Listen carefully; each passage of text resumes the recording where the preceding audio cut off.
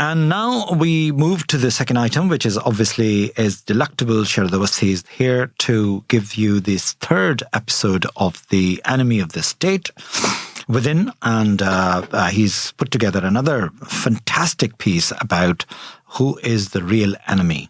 So there we go. Thank you, Mr. Zaidi. Hello, listeners. Welcome. Today, we will examine into the Indian media and its deep impact on Indian society. It's a force. Sometimes we are going to liken it to be an enemy of India itself. We have lots of grounds to cover. So to start with, let's draw a parallel between the water supply in our homes and the Indian media. Our homes are shielded from external threats, yet we rely on the assumption that the water flowing into our taps, it's pure, it's hygienic, and it is safe for consumption. However, if the water becomes contaminated, and that too without our knowledge, it possesses a gradual threat to the health of each and every member of our homes, of our household. And in such a scenario, we may remain oblivious to the cause of the illness which is spreading because of this contamination. Thus, it is imperative that the water we use is clean and safe. Similarly, the media also serves as a vital source of information for our society, and it's akin to water supply in our home. Both are the same. It endeavors to furnish Indian minds with news, analysis, and entertainment, and they all are essential for our well-being of society, and generally the mental health of the nation. Therefore, it is crucial to recognize the indispensable role of the media at all times. Our happiness generally, our mental health, and being well-informed society, it depends on the Indian media. But then, if the media becomes tainted, contaminated, and particularly if it is deliberate and is driven by vested interests, then it bears responsibility for shaping the collective mindset of the country. All through these times, the Indian media has never been acclaimed as the best in the world. However, there have been times that it had played a pivotal role in bringing positive changes within the society. There is no denial about it. But then today, the Press Freedom Index is falling as far as the Indian press and media is concerned. That is also true. Therefore, I will refrain from passing a final judgment on the current state of media and its consequential influence on Indians at large. However, I can certainly highlight the fundamental issues that are coming from the contaminated media, and that is adversely affecting billions of Indians. So in my pursuit of this series about enemies of India, I would like to bring to you the issues which are not told by media, the questions, the pertinent questions not being scrutinized by Indian media. So let's commence by examining what holds significance for us as individuals, as family, society as a whole.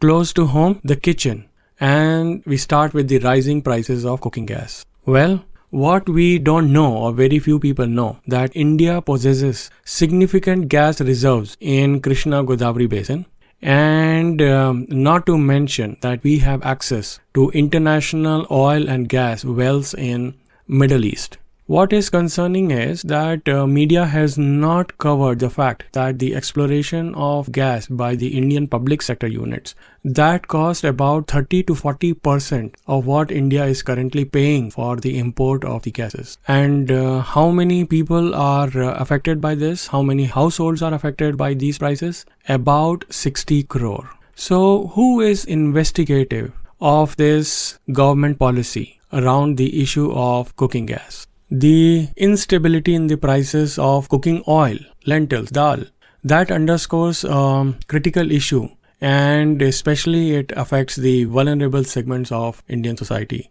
And one contributing factor to this uncertainty is the mismatch between the imports and the export of these essential commodities. Now, the food prices, the world standard, the European standard, the American standard, it is 2% annually. While we can see as much as 5 times, 10 times, 20 times While the food prices are unstable, the petrol prices are consistent, whatever, regardless of the fluctuation in the international crude oil prices. So why is media not scrutinizing this policy? So continuing with the food security, COVID-19 pandemic, during that time, the Indian government provided meals to 55 crore people of India. It was really commendable and generous. However, today, the Indian government is providing food, free food, to 80 crore Indians. So in a way, 25 crore hungry Indians are added to the nation. On the other side, we are talking about being the third largest economy by GDP with a growth rate of about 7%. So who in media is actually questioning the numbers of 25 crore new hungry people added while the country is growing at a rate of 7%? At home, the rising cost of school fees in private schools and the poor quality of education in government school, is it not making the headline? And even those private schools, are they giving out quality education? Look at the quality of students that we see out of Galgotia University doing the protest in Delhi. Isn't that shameful? Which newspaper or media outlet has highlighted that 36% of IIT Bombay students have not secured a job? It should be a headline. It should have called for a national debate on prime time. Why aren't we talking about the oversupply of engineers, doctors, MBAs, graduates in our society? The oversaturation of these professionals have not only affected job quality, job prospect for individuals, but has broader implications for the economy and social well-being. Today, we have become a nation of frustrated youth who are interested in fast bikes, expensive mobiles, and quick money, maybe out of betting and gaming. They are not inspired by the likes of scientists, economists, writers, Nobel laureates, but imported fashion brands and cheap social media influencers. And all this is because of contaminated information that media is dumping on India. Check out the newspaper of 7th May. This was 163rd birth anniversary of Guru Rabindranath Tagore. And to my surprise, I think we Indians have stopped celebrating these great philosophers and thinkers.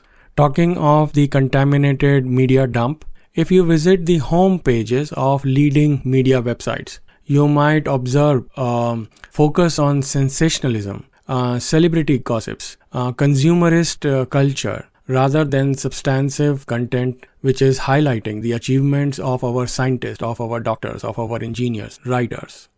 For how many days did the news that India is facing 20 to 30% unemployment rate, and that too it's high for the youth below the age of 30 years.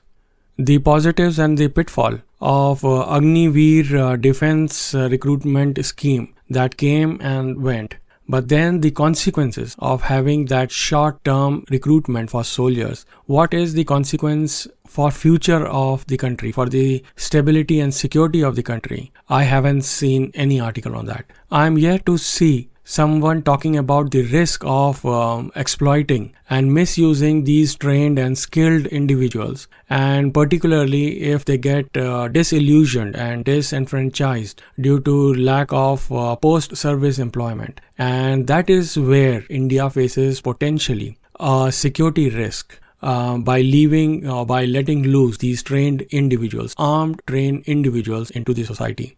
Has anybody seen the headlines talking about the plight of veterans or Indian soldiers during the service and after the service? Can anybody recount the number of soldier suicides that is being covered on the front page? Last 5 years alone, it has been more than 1,000 together.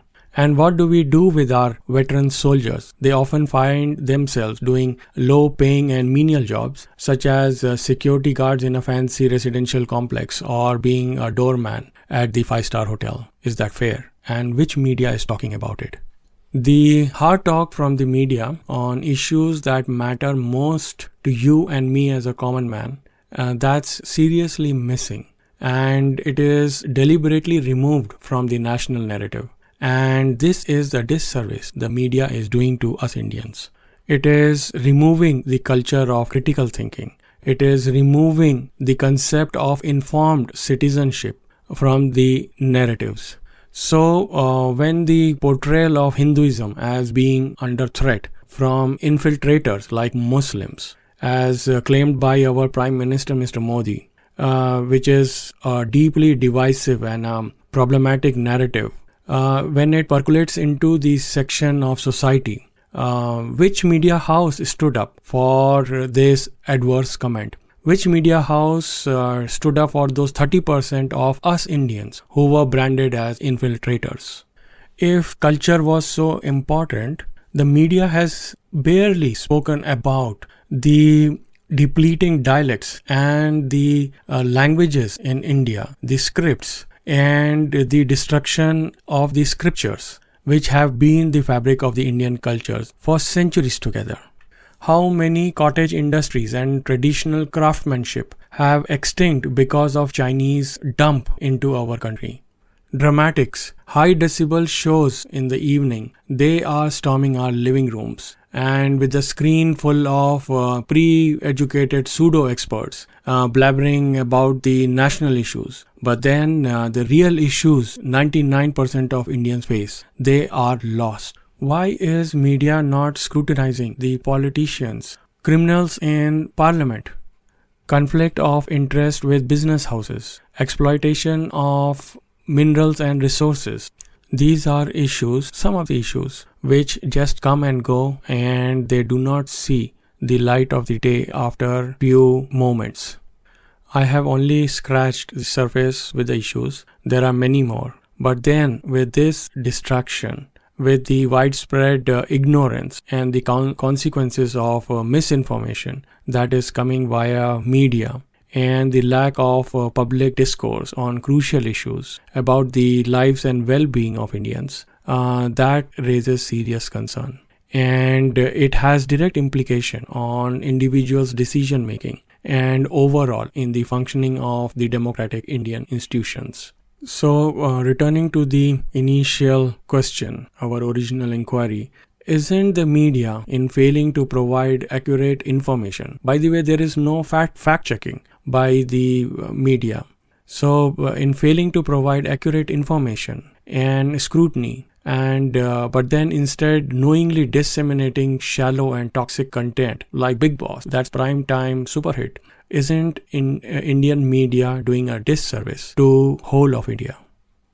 So dear friends, with those few issues, I wanted to highlight that there is a serious threat to the mentality of the country. And in the process, we hardly know our real issues. And if we know our issues, we don't know how to approach them. Why? Because we are not told how to resolve them. We are unaware about it. How to collectively, as a nation, resolve it. Thanks for listening. See you next week again with one more enemy of India. And of course, these are the heavy issues that we need to brood over.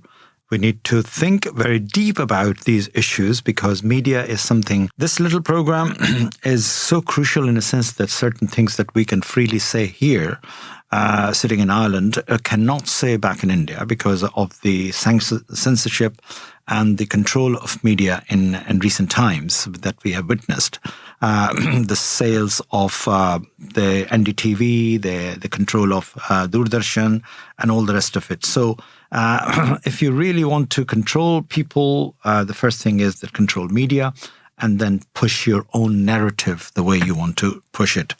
But that's the nature of the game everywhere else in the world as well. So India is no exception because they are copycatting other nations such as Russia, such as China, such as very other countries who do practice this regularly. But as I said, we're living in an information technology age, and the free boundary-less internet and the material that is available on cyberspace cannot be stopped, and therefore it's available for people to pick it up and talk about it.